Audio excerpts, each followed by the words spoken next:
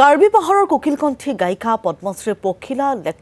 লেকথেপিৰ বিশেষ আহ্বান অৰেতো জীৱন কাৰ্বি জনগোষ্ঠীৰ কলা সংস্কৃতি লোকগীতক বিশ্ব দৰবাৰত প্ৰতিষ্ঠাৰ হকে সংগীতৰ মাধ্যমেৰে কাম কৰি অহা পখিলা লেকথেপি এতিয়া চৰম বিত্তীয় সংকটত বয়সে মনোকষ্ট দিয়া পাহাৰৰ কোকিলকণ্ঠী গায়িকাগৰাকী এতিয়া ধনৰ অভাৱত কষ্টৰে দিন অতিবাহিত কৰিছে চিকিৎসা দৈনন্দিন চলা ফুৰা কৰিবলৈ ধনৰ অভাৱত বহু কষ্টৰ সন্মুখীন হৈছে চৰকাৰে ৮,০০০ টকাৰ শিল্পী পেঞ্চন দিছে যদিও পৰ্যাপ্ত নহয় সেই অসমৰ মুখ্যমন্ত্ৰী ডক্টৰ হিমন্ত বিশ্ব শৰ্মা আৰু কাৰ্বি আংলং সাহিত্য পৰিষদৰ মুখ্য কাৰ্যবাহী তুলিৰাম ৰংহাঙক শিল্পীগৰাকীয়ে আহ্বান জনাইছে যে তেওঁ কিছু আৰ্থিক সাহায্য দি জীৱনটো চলাবলৈ যেন সুচল কৰি দিয়ে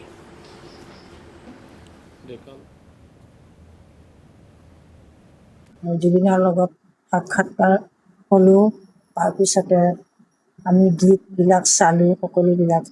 জুবিনেও মোক খুব মান কৰে আদৰ কৰে মৰম কৰে নিজৰ বাইদেউ বুলি তেতিয়া আমি মানাই কেছেট প্ৰথমতে গালোঁ কাৰ্বি দ্বৈত কণ্ঠ দুটা গালোঁ তাৰপিছতে জুবিনেও ছিংগল কিছুমান গালে আৰু ময়ো গালোঁ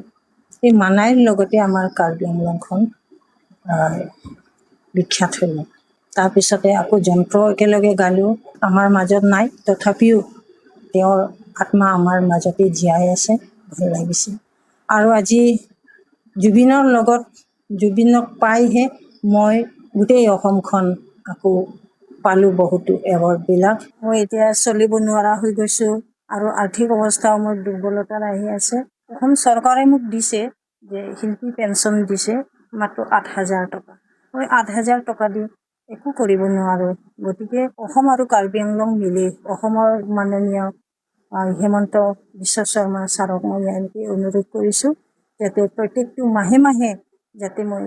এইটো বয়সতো মই যাতে চলি যাব পাৰিম মই জীয়াই থকালৈকে